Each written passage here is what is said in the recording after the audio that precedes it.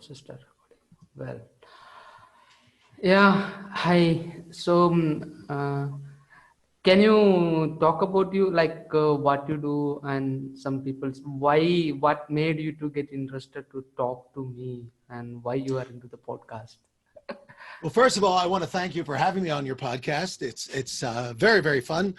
And I think your goals and your work to promote awareness and self-awareness in people and their higher spiritual meanings in their life, I think is a very, very worthy cause.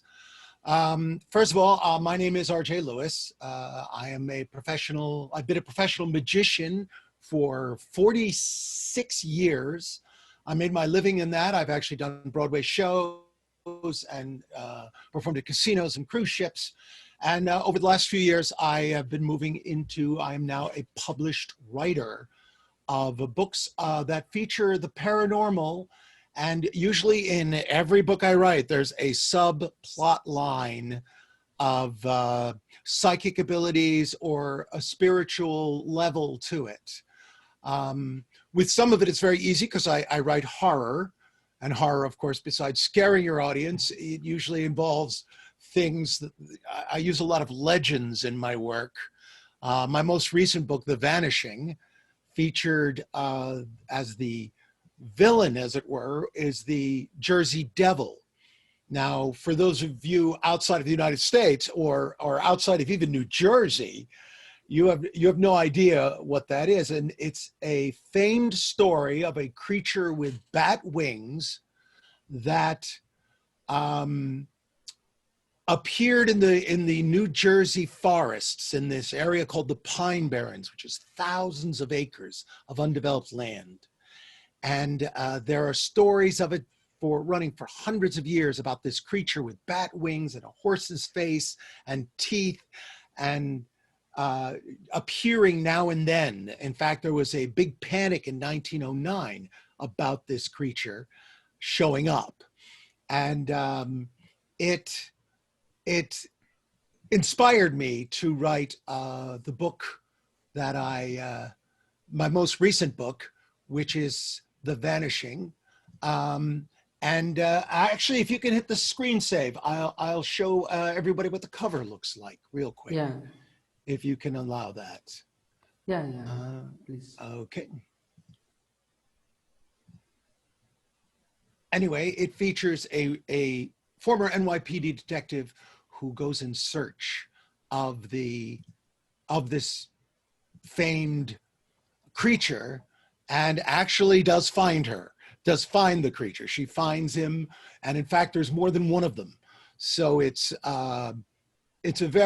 exciting. It's got horror elements, it's got thriller elements, but it's a fun read that gives people a very entertaining evening. So the long story short, although it's late to do that, the reason I'm here is that besides being interested in the paranormal, which I have been my entire life, I've also been interested in spirit and spiritual growth.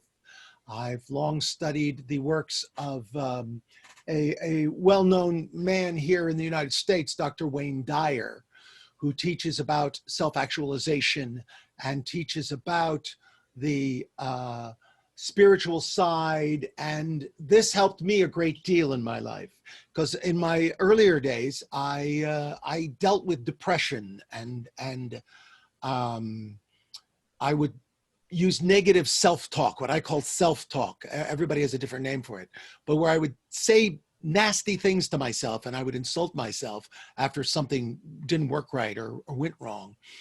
And I've learned over the years to not do that. And when I find myself doing it, I talk myself out of it. And it has made my life much better, because we all deal with negativity, but you have to be able to get beyond the negativity if you want to accomplish what you wish in life. And I mean, I've now I've written a total of 15 novels that are all published. And I'm in the middle of the 16th one right now. And I'm continuing to write and create, which as an artist, which is what I do, I feel is a very important thing.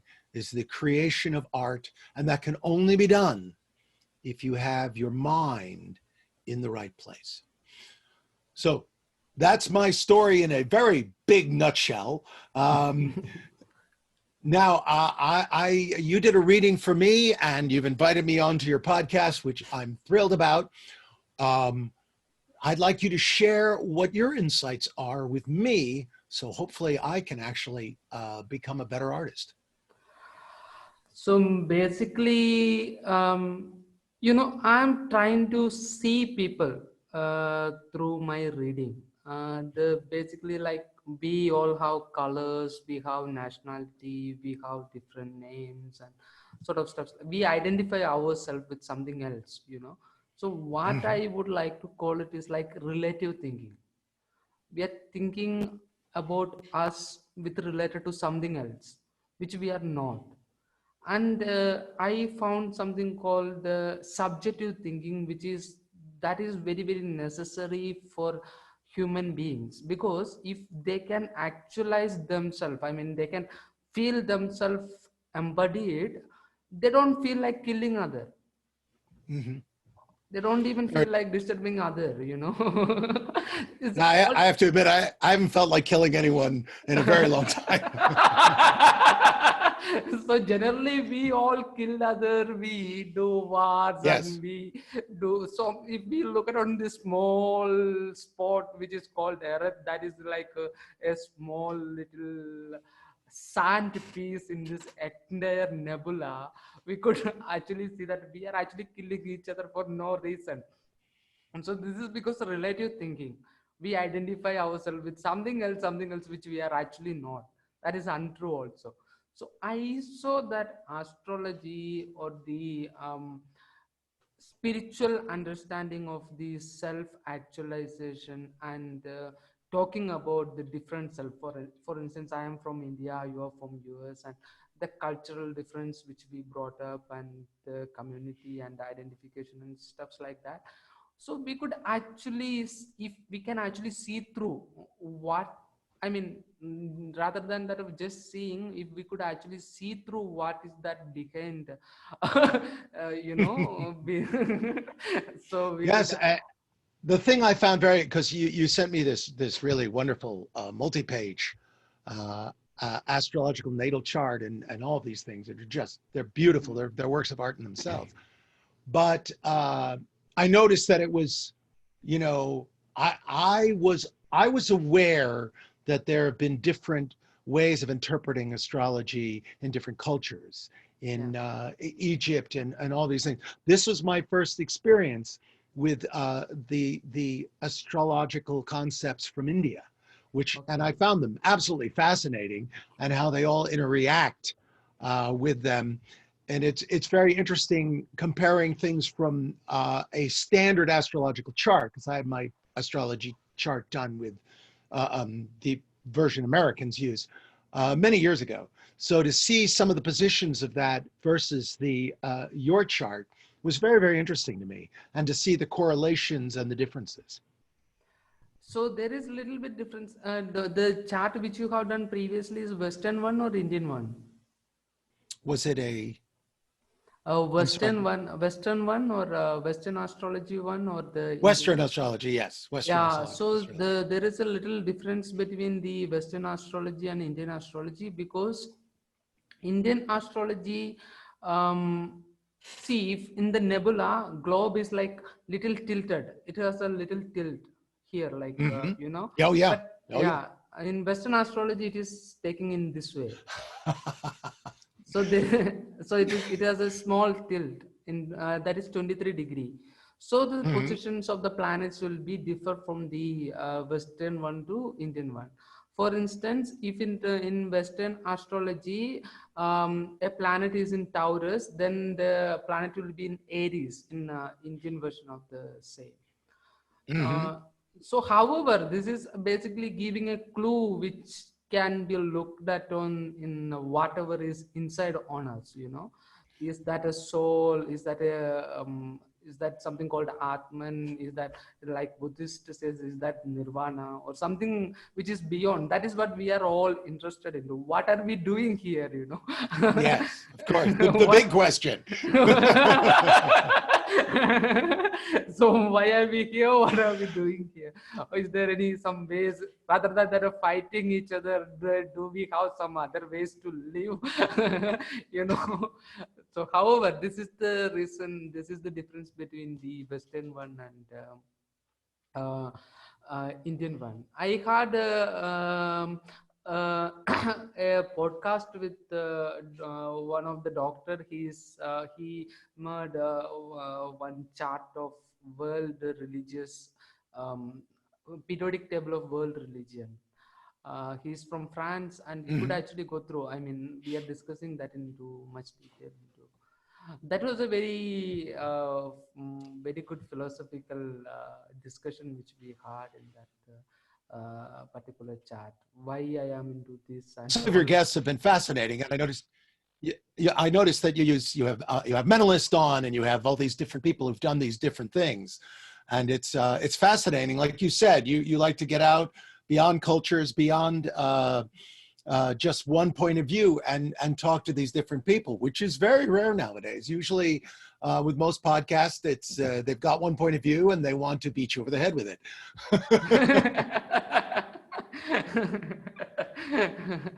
So let's go to your. So I find it very interesting.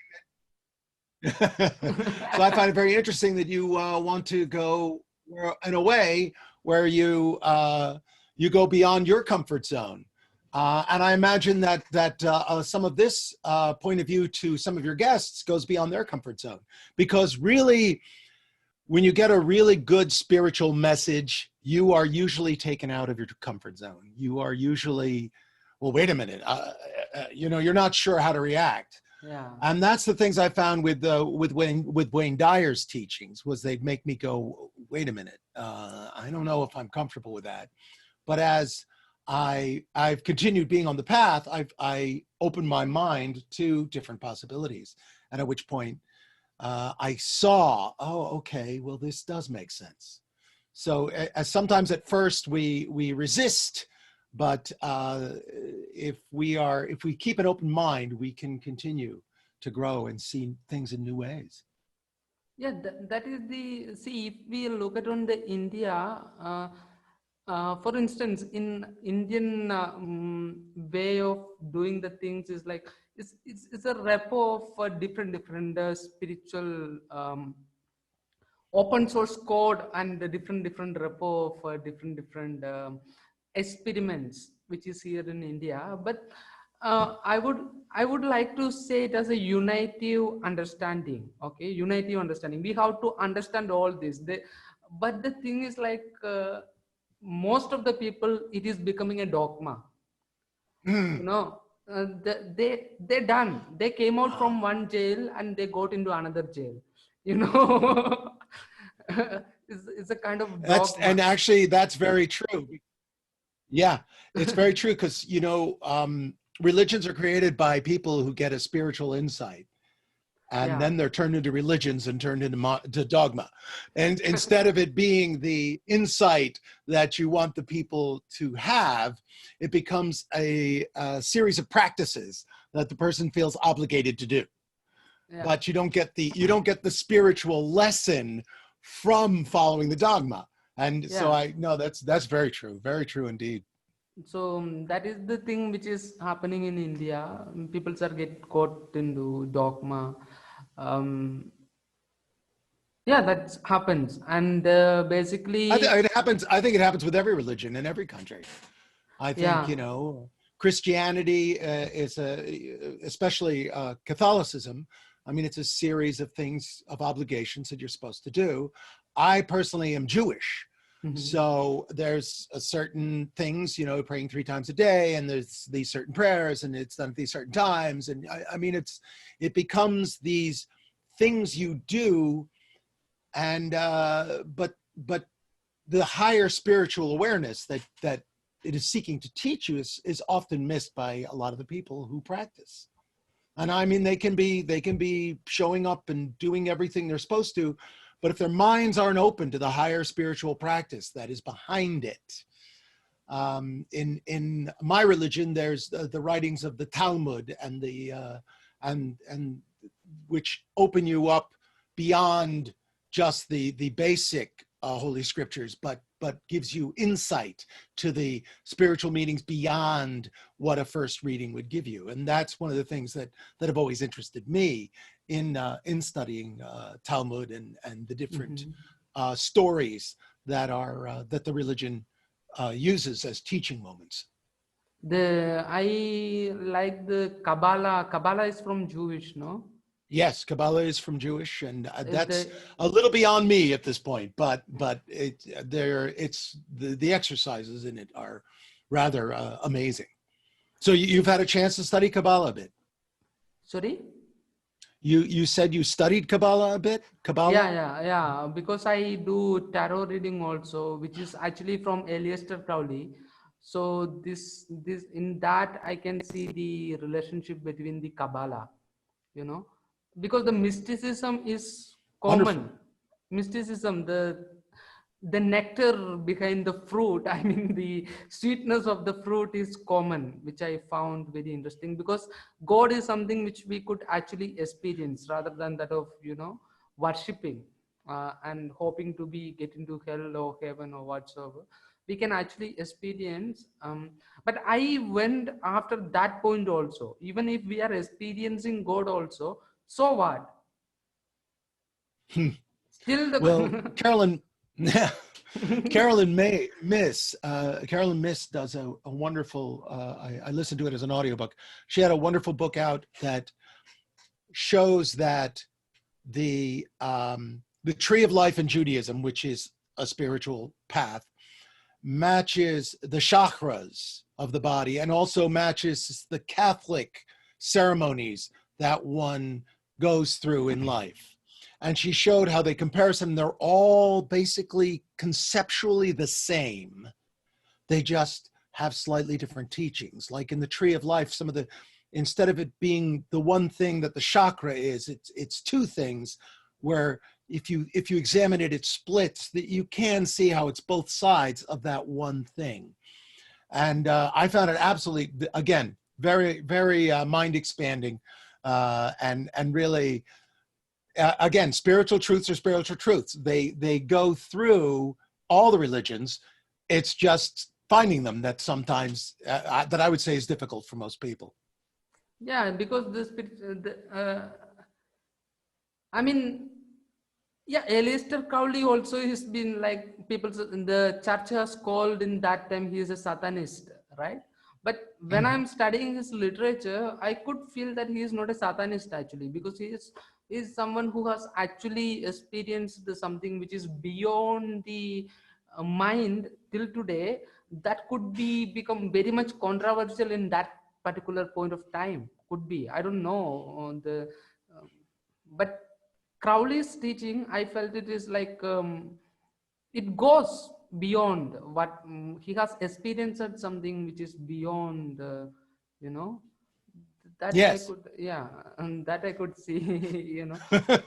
But I don't know, churches called him as a Satanist or whatsoever, but I don't feel like, because in Hinduism, if we see in Indian religion, there is no two, okay? I mean, there is no God, there is no evil also, because in when we come to Semitic religion, it has commandments, like you should be doing this, you should not do that, okay, like Jesus and like Abraham, Nabi and all, because of because of his teaching, those people has got confused and they are killing.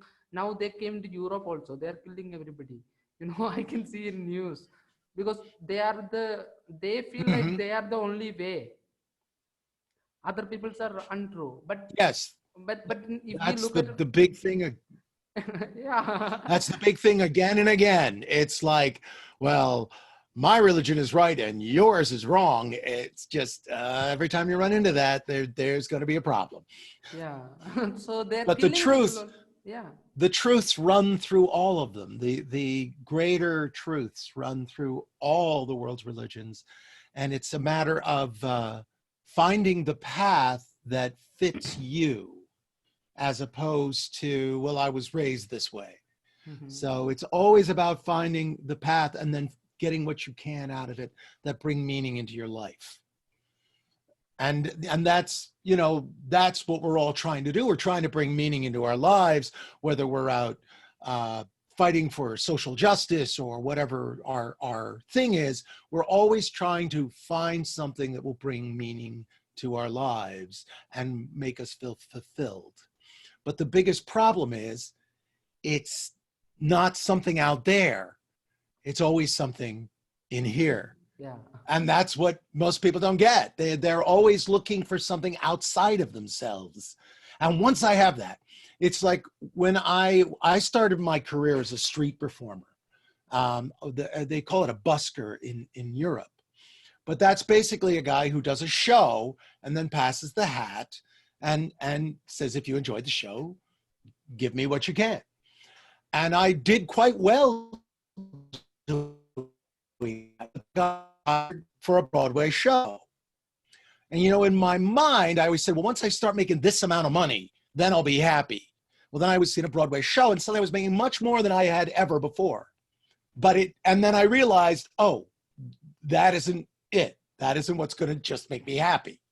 But a lot of people think that. They think, well, if I can just earn this much, and then they start earning that much money and they find that they still have all the same problems. And that's the thing we do to ourselves. If I can just do this, then I'll be happy. If I can just, when I retire, I'll be happy. When I live a very happy life. My wife and I are very happy. And, is that me? Yeah. I have no idea where that's coming from.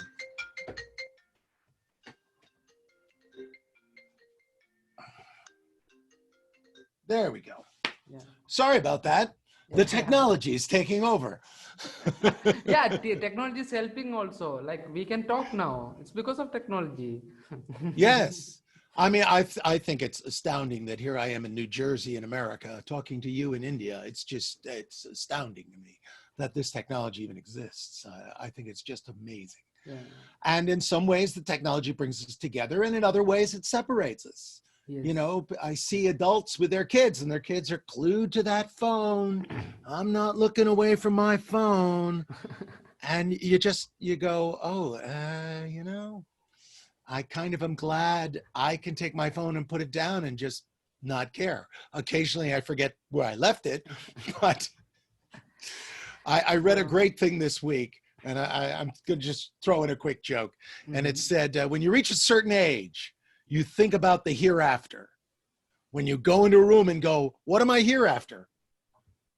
And I do that a lot. I walk into a room and go, what did I come in here for? What? So that's a new idea of the hereafter, as it were. So, Doctor, the thing is like when you write, are you really transcendent your subjective self? How does it work? I'm what they call, and this is a writing term, a pantser. It's a made-up word. Pantser means that you write by the seat of your pants. You just make it up as you go. That's opposed to a person who plots out the story, who writes a plot, and they're called a plotter. And then there's a hybrid where you plot half of it, and they're called a plotzer. So I don't know who came up with these terms. But Stephen King is a pantser. Stephen King, the famed American writer, he sits down and just starts writing. And he believes that stories already exist. He just has to uncover them. And that's what I believe. I believe that the story already exists fully formed. And my job is to uncover the parts of it. The book I'm working on right now, which is the 10th book in a series I've written called Fire in the Mind. And I'm now in the 10th book, which is Infection in the Mind, interestingly, during a pandemic, which I found very surprising considering I planned it out 3 years ago. But in my current book, a character showed up And then suddenly that character had connections with other characters that I wasn't aware of that I was going to write. And then another bad guy showed up. A scene completely happened where the hero got abducted that I didn't see coming at all. And the thing is, if you believe like I do that the story is already there and I just uncover it, you just go with it. Because when you're writing a rough draft, if something doesn't work out, you can always rewrite it. Mm-hmm. And so when I start a book, I try to hit a certain words every day. I try to write between 1,000 and 3,000 words every day when I'm on a project. And I just see where it takes me. And part of the fun is going along for the ride. You know, I want to know how I want to finish writing the book because I really want to know how it ends. You know, basically the astrology, Vedic astrology, which comes into Vedas, the fourth one, which is Atharva Veda, and in that there is something called Nakshatra Suktam. Okay, so Atharva Veda is basically considered as the black art. Okay, the black, I mean the occult science in the Vedic tradition. Okay, Atharva Veda. This is, and also this is Tantra comes into this Atharva Veda. Tantric tradition, you know, Shaktic tradition. It's, I mean, for the Western mind, it's just, I mean, what I don't know exactly what is happening in West. So what I can understand from the internet is like West is taking Tantra as just sexuality. But the what I can, I mean, it's not just sexuality. I don't know who marketed it in that way. Let's see what side will sell the best. I don't know. It's probably because everything is market driven. But so. Yeah, it's like the one thing that you know, the one thing that will get people interested is you sell one side of it, but that's not the whole of the teaching. That's only one little part. Yeah. It's like when I was younger, I was very lucky to study transcendental meditation, which was started many years ago by Maharishi, right? Yeah. Yes, and started many years ago, and I'm very thankful that I learned it because it, again, your brain never stops, and most people they don't know what to do with everything that comes into their head. And studying transcendental meditation, I learned that I control my mind. I control, you know, my feelings aren't out there. They aren't, oh, I felt that. No, I had a thought, and the thought created the feeling. And I learned that I am the master of my mind, and I can control how I want to do things, and to slow it down and to get into a place of peace. I can do that instead of, you know, the constant barragement, which most people tend to suffer from, especially here in the West. They just can't shut their brains down. So they use alcohol and they use drugs and they use things to stop the incessant inner monologue. And learning that it's just a part of me and I can control it was very, very good for me. So, yeah. So the Tantra is like, basically the Sanskrit word is the translation of that particular Sanskrit word is like, you know, technique. Mm-hmm. It's a technique. If a guru or if a master offer a technique, he is a tantric basically. Oh, okay. See, so, this is new ideas. No, it's old ideas. It's an old idea, but it's new to me. So basically what happens is like when the Shiva and Shakti unites inside, what happens? See, when a man and woman comes together, the orgasm happens, you know. both of them will experience the orgasm. So it is creativity basically. Something else will come out. So we have a Shiva and Shakti basically awakening the Shakti on us through different meaning, and getting it clubbed in our own body and producing something which was missing over here. I mean, something else new will come out. So the Tantra is basically that technique, and astrology is the part of Tantra. So it's a technique to get insight about yourself. Yes, basically. Basically, there you go. Yes, yeah. Wow, I actually followed all that. There you go. I feel really smart now. So did you wrote about Indian mythology, and any insight on that? Not yet, but each book has a path that it pulls me on that I have to I then learn about. I mean, in the book I just wrote, The Vanishing, the lead character is Romani, which used to be referred to in Western societies as gypsies. But the Romani actually have an amazing culture. They originally started in India, and then they moved to Europe, and they were always outside of the regular people. But so I did research about the Romani culture and Romani language that I inserted into the novel, because I had a character, since the lead character was Romani descent. So so I got to examine that. So I could see that Indian mythology may show up in one of the future books. It just has not yet at this time. Okay. So maybe this could actually, astrology also known as the eye of Veda, which means that you can see entire Veda through astrology. So this could be probably a good start for you. Well, let's think. So however, let's go for what? It'll come. Yeah. So in any case, why don't we take a peek at the chart and see what you can tell me? Yeah, we are going to that. We are going to that. Yeah. So let's. Because I have it open in front of me. Yeah.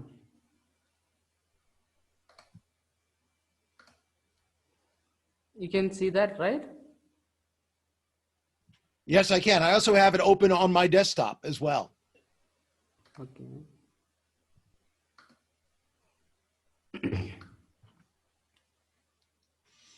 So your nakshatra is like Jyeshta, okay?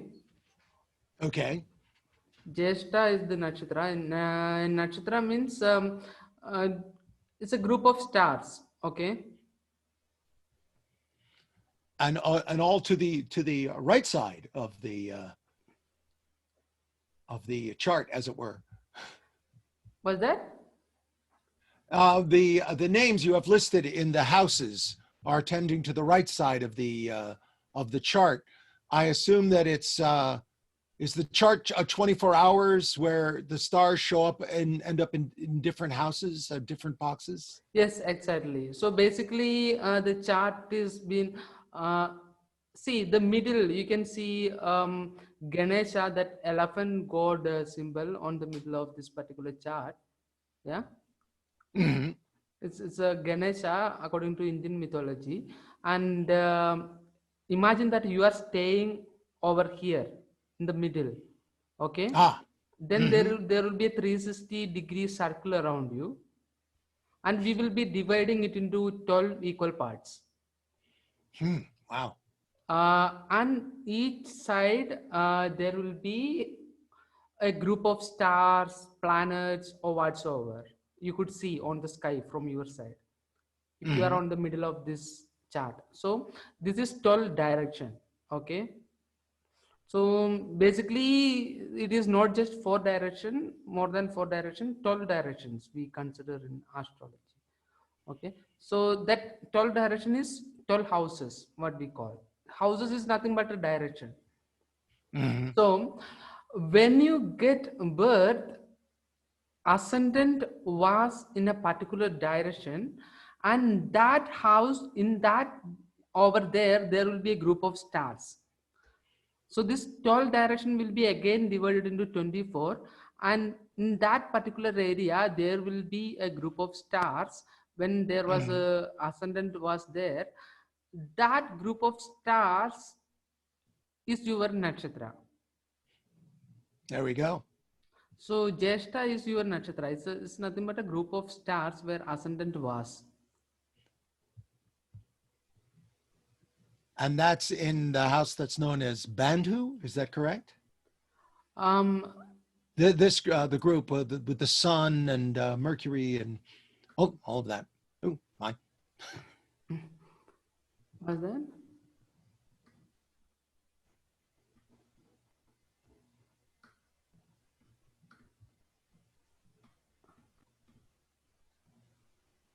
So that is your nakshatra. So we can actually see to the nakshatra what it is actually telling to you. Okay, this nakshatra, based on this nakshatra, it will give Okay. you some characteristics. Hello. Yes, I'm here. I'm just listening and I'm looking to the page. Okay. So your paksha is Shukla Paksha. There will be two paksha. One is Shukla Paksha and another one is Krishna Paksha. Okay. Mhm. So you have Shukla Paksha, and which means that based on the Shukla Paksha, your bird will be rooster. Okay. So the Oh, wow. rooster. Huh? So rooster is the bird which will actually transcend your kind of energy. So what does it mean? How does it transcend in your life? If you look at on your life, you could Oh, be my. very Oh, there we serious. go. Had a slight freeze. Sorry. Hello. Hello. Yes. Huh. So basically, the rooster. So. So what it Yes. means? And Yeah. I've continued recording. Yeah. So I'll just share the screen. So we were talking about the rooster, and I had a chance to pull up the page you were looking at, Yes. and it says that I have a very serious nature, which Yes. I analyze everything and come to a conclusion is the main feature of my behavior. I guess some of that is true. I also tend to be a bit on the impulsive side and sometimes make decisions that aren't the best. But I also do, as you were saying, as we were discussing religion and its different meanings, I do tend to analyze things a great deal.